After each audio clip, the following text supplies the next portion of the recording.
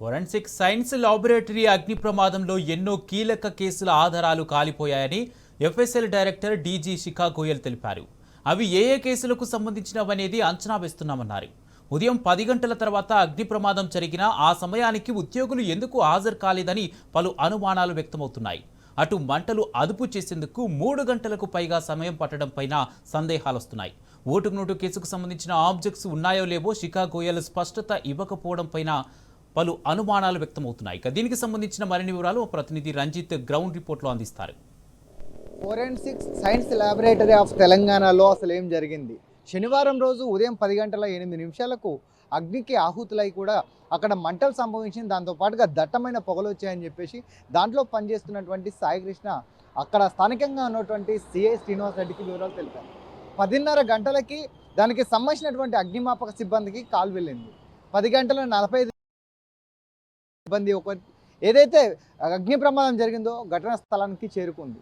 అంటే 10:30 కానుంచి మధ్యాహ్నం 1:30 మంటలు అదుపులోకి వచ్చాయని చెప్పేసి డైరెక్టర్ శిఖా గోయల్ వివరాలు తెలిపారు. కానీ అసలు ఈ 3:30 గంటల్లో ఏమి జరిగిందనేది కూడా మీడియా కావచ్చు, దాంతోపాటు ప్రజలకి ఒక విశ్లేషణ చెప్పలేకపోయారు ఎఫ్ఎస్ఎల్ డైరెక్టర్ శిఖా గోయల్. ముఖ్యంగా చూసుకున్నట్లయితే ఆదివారం రోజు హడావుడిగా దానికి సంబంధించినటువంటి వివరాలు లేకపోయినప్పటికీ ఎంత ధ్వంసమైంది, ఎంత నష్టం జరిగింది, దాంట్లో ఎన్ని కంప్యూటర్లు ఉన్నాయి, పెన్ డ్రైవ్లు ఉన్నాయి, ఏ మేజర్ పార్ట్ అయినటువంటి డాక్యుమెంట్లు అనేది కూడా దగ్ధమైపోయినది ఆ శాఖ దానికి సంబంధించినటువంటి ఎఫ్ఎస్ఎల్ డైరెక్టర్ శిఖా గోయల్ దగ్గర లేకపోవడం. ముఖ్యంగా చెప్పాలనంటే దానికి సంబంధించిన దానికి ఆ రోజు దాదాపు 4 ఫైర్ ఇంజిన్ల సహాయంతో కూడా మొత్తం అగ్నిని కూడా దాదాపు ఒక 3:30 గంటల వ్యవధిలో మొత్తం కూడా దాన్ని అదుపులోకి తీసుకున్నామని చెప్పేసి దానికి సంబంధించినటువంటి డిఎఫ్ఓ దాదాపు 99% ఏదైతే దాంట్లో ఉన్నటువంటి వస్తువులు ఉన్నాయో హార్డ్ డిస్కులు కావచ్చు, కంప్యూటర్లు కావచ్చు, డాక్యుమెంట్లు కావచ్చు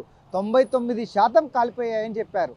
కానీ దాని తర్వాత కూడా వెంబటే తర్వాతి రోజు ఉదయం 12 గంటలకు ప్రెస్ మీట్ పెట్టినటువంటి శిఖా గోయల్ కేవలం దాదాపు తెలంగాణ రాష్ట్రంలో ప్రతిష్టాత్మకంగా ఉన్నటువంటి ఏదైతే కేసులు ఉన్నాయో, అంటే ఏదైతే మర్డర్లకు సంబంధించిన ఇన్వెస్టిగేషన్లకు సంబంధించినటువంటి కేసులు ఉన్నాయో ఆ కేసులకు సంబంధించినటువంటి ఫింగర్ ప్రింట్స్ కావచ్చు, దాంతో పాటుగా వచ్చేసి పెన్ డ్రైవ్లు కావచ్చు, దానికి సంబంధించినటువంటి సిస్టమ్స్ కావచ్చు, ఇవన్నీ కూడా 33 రాష్ట్రాలకు సంబంధించినటువంటి డాక్యుమెంట్స్ అన్నీ కూడా ఇక్కడే ఉంటాయి. దాని ద్వారా వచ్చేసి ఫోరెన్సిక్ ల్యాబ్లో దానికి సంబంధించినటువంటి ఫింగర్ ప్రింట్స్ ఆధారంగా నేరస్తులను పట్టుకోవడానికి మరియు దానికి సంబంధించినటువంటి హార్డ్ డిస్కుల ద్వారా వాయిస్ రికార్డింగ్స్ కావచ్చు, దాంతోపాటుగా వీడియోలు కావచ్చు, దానికి సంబంధించినటువంటి ఫుటేజ్ అన్నీ కూడా ఇక్కడే ఉంటాయి.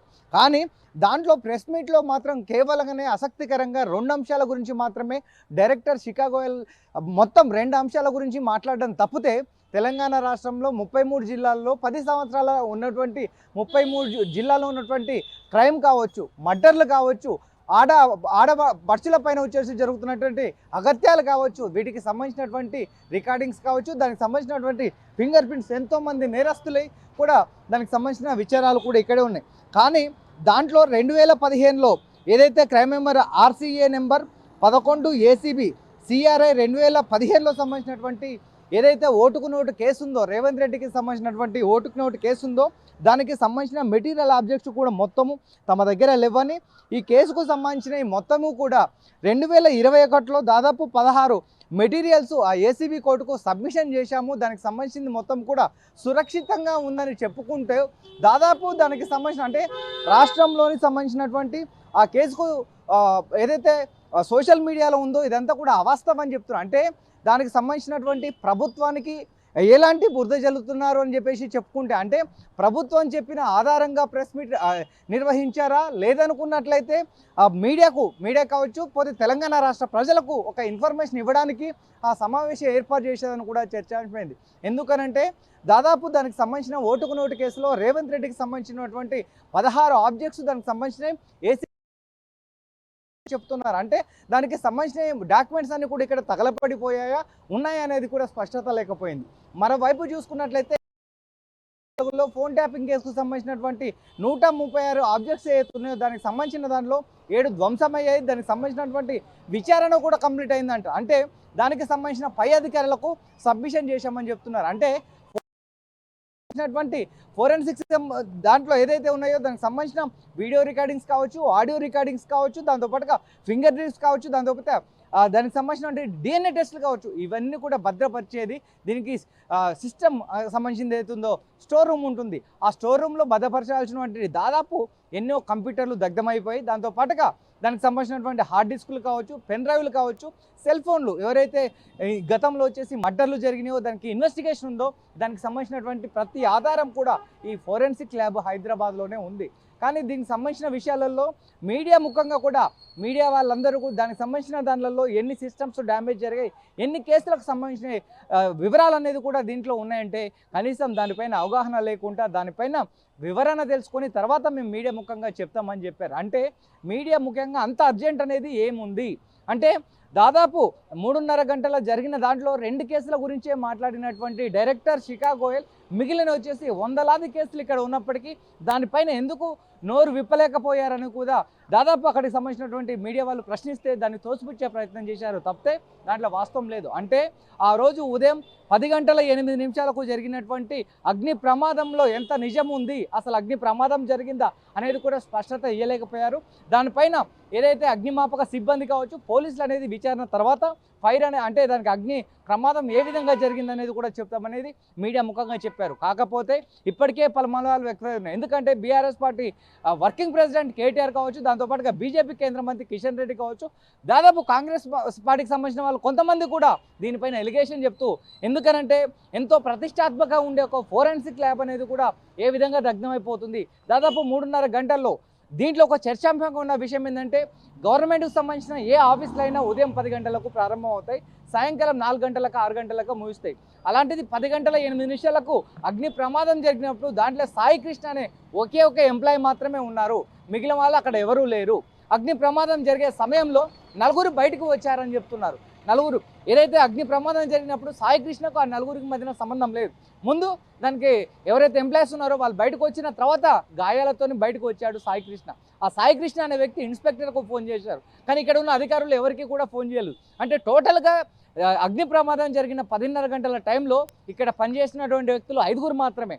అంటే ఈ యొక్క ఫోరెన్సిక్ ల్యాబ్స్ ఆఫ్ తెలంగాణలో ఓన్లీ 5 మాత్రమే పనిచేస్తున్నారా? మొత్తం దీంట్లో పనిచేసినటువంటి ఎంప్లాయీస్ ఎంత, ఆ రోజు అటెండ్ అయిన వాళ్ళు ఎంత, ఉదయం 10 గంటలకు రావాల్సిన వాళ్ళు 10:30 వరకు 5 ఎందుకు వచ్చారు, మిగిలిన వాళ్ళు ఎందుకు రాలేదు, ఇవన్నీ కూడా తీవ్రత కూడా విమర్శలు వ్యక్తమవుతున్న పరిస్థితి కలుగుతుంది. ఇన్ని విమర్శలు జరుగుతుంటే కనీసం ప్రభుత్వం కావచ్చు, ఈవెన్ దీనికి సంబంధించినటువంటి తెలంగాణ రాష్ట్ర పోలీస్ శాఖకు హోంమంత్రి ఉన్నటువంటి రేవంత్ రెడ్డి ఇప్పటి వరకు దానిపైన నోరు విప్పే ప్రయత్నం చేయలేదు, దాని గురించి మాట్లాడే ప్రయత్నం చేయలేదు.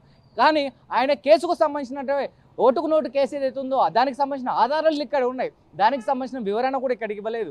పోలీస్ శాఖకు సంబంధించినటువంటి డీజీపీ దాని గురించి మాట్లాడలేదు. ఇంత జరుగుతున్నప్పటికీ దాదాపు తెలంగాణ రాష్ట్రంలోని అత్యంత ప్రతిష్టాత్మకంగా ఉన్నటువంటి ఈ ఫోరెన్సిక్ సైన్స్ ల్యాబొరేటరీ అనేది కూడా దీంట్లో ఉన్న ఎంతో మందికి సంబంధించినటువంటి DNA టెస్టులు కావచ్చు, దానికి సంబంధించినటువంటి ఫింగర్ ప్రింట్స్ కావచ్చు, దానికి సంబంధించినటువంటి పెన్ డ్రైవ్లు, సెల్ ఫోన్స్, దానికి సంబంధించిన డాక్యుమెంట్లు, డేటా అంతా ఇక్కడ ఉంటే ఎన్ని కేసులకు సంబంధించింది. గతంలో మొన్న చూసుకున్నట్లయితే రైలు ప్రమాదంలో జరిగినటువంటి ఒక కుటుంబం ఆత్మహత్య చేసుకుందో దానికి సంబంధించినటువంటి ఏదైతే ఆబ్జెక్ట్స్ ఉన్న పరిస్థితి కనబడుతుంది. అంటే దాదాపు రాష్ట్రంలోని 33 జిల్లాల్లో 10 సంవత్సరాలలో ఉన్నటువంటి కావచ్చు ఎన్ని ఫైల్స్ ఇక్కడ దగ్ధమైపోయాయి, దీనిపైన వివరణ లేదు. దీనికి సంబంధించినటువంటి డైరెక్టర్ ఏదైతే శిఖా గోయల్ ఉన్నారో వాళ్ళు ప్రెస్ మీట్ పెట్టి హడావుడిగా కేవలం కాలిపోయింది. దానికి సంబంధించిన 2 కేసులకు సంబంధించినటువంటి ఏదైతే ఉన్నాయో దానికి సంబంధించిన అధికారి కాడ కావచ్చు, ఇంకొకటి ఓటుకు నోటు కేసు విషయంలో ఏసీపీకి సంబంధించిన దానిలో 16 ఫైళ్ళు కూడా పంపించామని చెప్తున్నారు. కానీ మిగిలిన యొక్క కేసుల పరిస్థితి ఏంటిది, అసలు దీనికి జరిగినటువంటి ఇంత ఏదైతే అగ్ని ప్రమాదం ఉందో దాంట్లో వచ్చేసి ఆ రోజు ఎంప్లాయీస్ అనేది ఎంతమంది అటెండ్ అయ్యారు, ఎంతమంది రాలేదు అనే విషయాలు కూడా స్పష్టత ఇవ్వలేకపోవడంలో తీవ్రత విమర్శలు వస్తున్నాయి. దీనిపైన స్థానికంగా ఉన్నటువంటి డైరెక్టర్ శిఖా గోయలా లేకపోతే డీజీపీగా ఉన్నటువంటి ఎవరైతే అతనున్నాడా, లేదనుకున్నట్లయితే హోంశాఖ మంత్రిగా ఉన్నటువంటి రేవంత్ రెడ్డి బాధ్యత వహించి దానిపైన స్పష్టత ఇస్తాడా, లేదనుకున్నట్లయితే ఒక కమిటీని ఏర్పాటు చేసి దీనిపైన ఇన్వెస్టిగేషన్ చేస్తారనే దానికోసం కూడా వేచి చూడాల్సిన పరిస్థితి. కెమెరామన్ మధుతో రంజిత్, టీ న్యూస్, హైదరాబాద్.